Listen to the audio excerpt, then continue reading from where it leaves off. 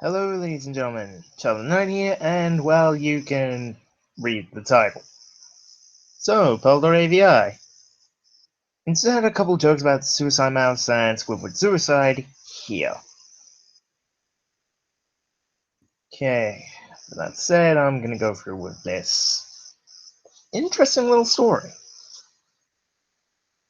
So, we all know SpongeBob, right?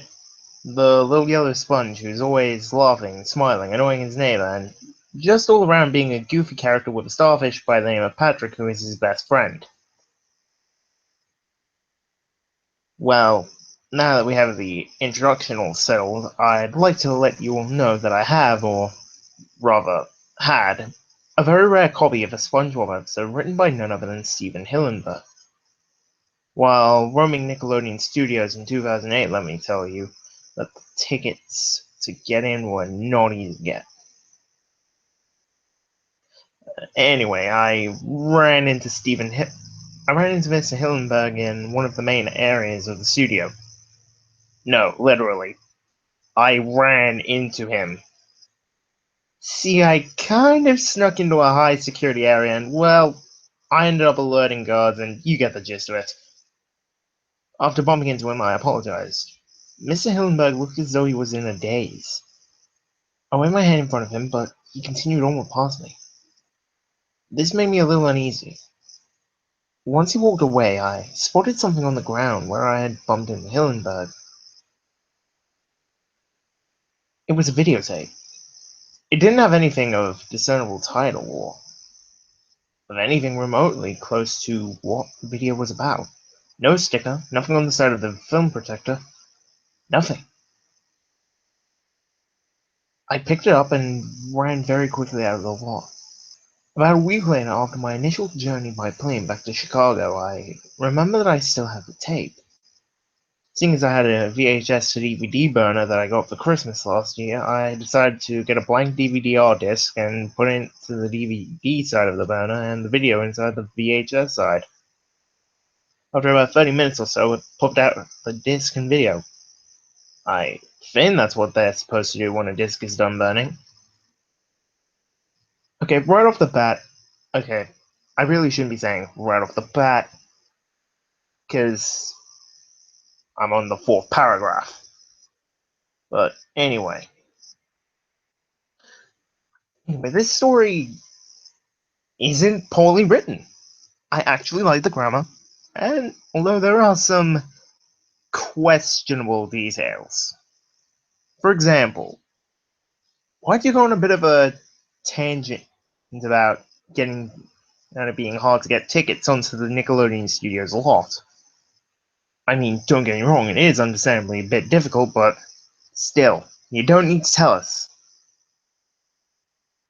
Secondly, why did you sneak into a high security area in the first place? And three, yeah, that is how a VHS to DVD burner works. Just saying. Anyway, I popped the DVD into my computer. Autoplay popped up, of course, because I had modified my computer to do so. I decided to look in the folder for it.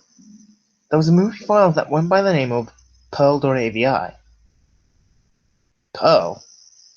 I then double-clicked the movie file as Windows Media Center popped up. Are you ready, kids? Aye, aye, Captain. It was a SpongeBob episode. I thought to myself, ooh, I haven't seen this show in so long.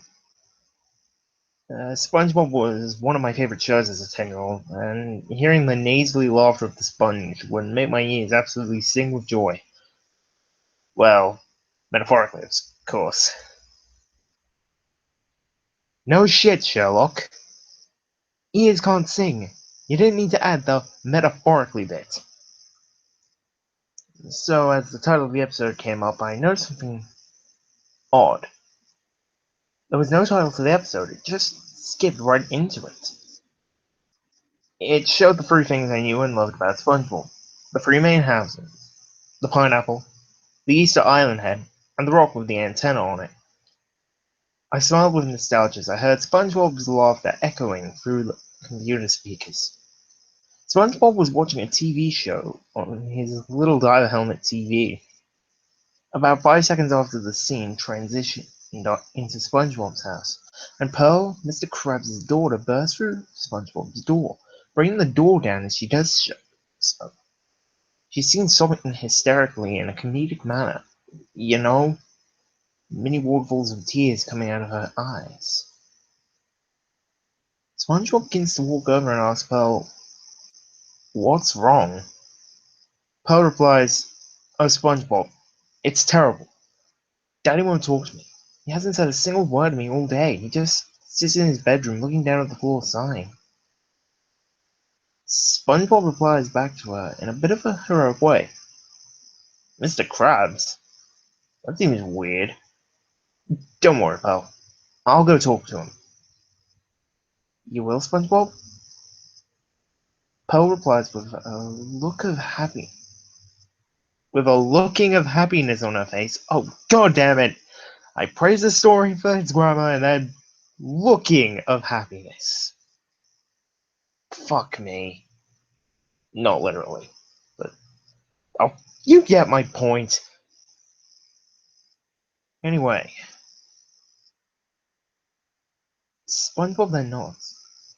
Pearl is seen hugging SpongeBob and saying, "Thanks, SpongeBob. You're the choralist." Okay. Again, I normally complain about the use of choralist instead of coolest, but I actually get the joke. The scene transitions with Bubbles coming up to SpongeBob nearing the giant anchor that Mr. Krabs and Pearl live in, saying, "Cool, huh? Cha!" And hear a jazz trumpet chorus playing in a chord as SpongeBob is seen doing a comedically cool stance and look. He then knocks on Mr. Krabs' door. We then see Mr. Krabs' claw quickly grab SpongeBob and pull him into his house. "SpongeBob, me boy, I'm glad you're here. I have to tell you something." "What is it, Mr. Krabs?" SpongeBob asks. It's about Pearl. You see, she's SpongeBob, confused by Mr. Krabs' stammering, asks, "She's what, Mr. Krabs?" A grim look comes upon Mr. Krabs' face. "She's adopted, me boy." SpongeBob gasps. "Adopted?" A claw grabs SpongeBob's lips as they're seen being comedically stretched forward. "Shh! She might be out there listening. Now, me boyo, I want you to tell her she is adopted." I can't do it." Tears begin to well up in Mr. Krabs' eyes. "I just can't." SpongeBob looks shocked at this. But, Mr. Krabs, I can't do that. That would break a fragile heart." "SpongeBob, that's an order," Mr. Krabs says with sadness and frustration in his eyes. Y- "Yes, sir," said SpongeBob whilst he saluted and began to run out, panting. "Panting? Is Why are you so tired, SpongeBob?"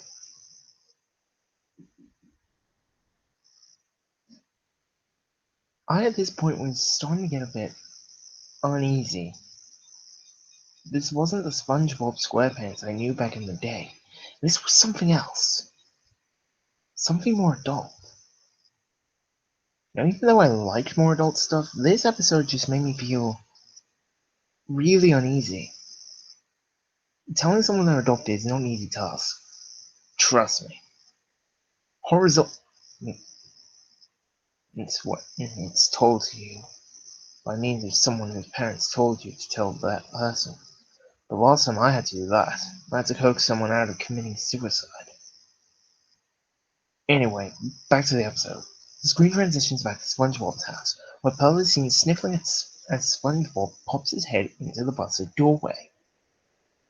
Pearl looks up immediately, and is immediately overjoyed to see SpongeBob. SpongeBob! She calls out with an excited tone. Did you find out why Daddy told me? SpongeBob says timidly as he clears his throat. Yes, I did. Pearl says in a concerned tone, What's wrong, SpongeBob? We then hear SpongeBob's thoughts. What do I do? Should I tell her? Or should I lie to Mr. Krabs? No, lying wouldn't do a thing. Mr. Krabs would probably dock my pay to half a penny a day if I did that. The funny thing is, he actually would. This made me do a small chuckle as I knew Mr. Krabs was a cheapskate. My chuckle fell silent as I heard SpongeBob just outright say, Pearl, I don't know how to tell you this, but you're adopted.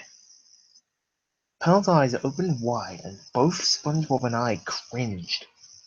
I then heard a laugh coming from the computer speaker. It was Pearl's laugh. That's a good one, SpongeBob, but really, why won't Daddy talk to me? Pearl, it's the truth. Miss Krabs had me come over here to tell you. What? No, you're lying!